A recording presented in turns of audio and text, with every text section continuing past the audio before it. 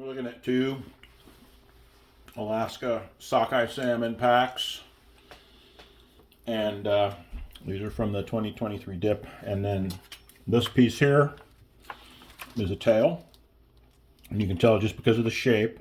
And this is the rib from another side, and you can tell that because it has this shape almost always. The pin bones are typically in the above the ribs here, and they're right along here. You can even see them right there.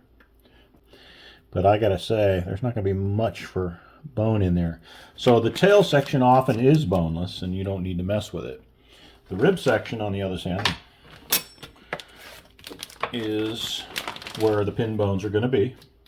And actually, if you run, they're always up here in the thick part. And if you run your finger on it, I can feel them all. One right there. Is I make sure I get a feel for where those are at.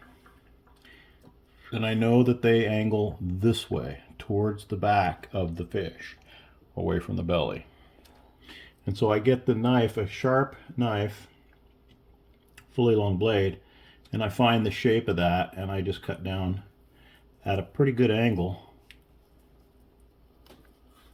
Now I heard the knife pop a bone over here, so I got a little bit close there. But I go right to the skin, and I don't cut the skin right there.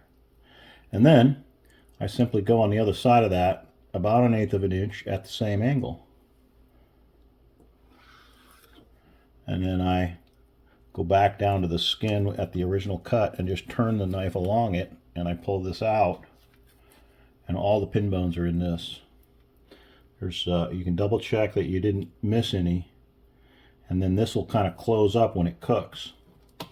And so yeah, this is just ends up being discard. I know it's meat, but all those bones are in there.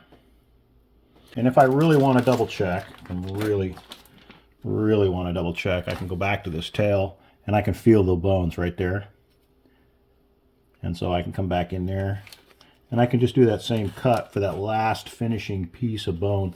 Those pin bones go back, and then they finish right about there in the tail, and then they don't. There's no more bones. And that's it.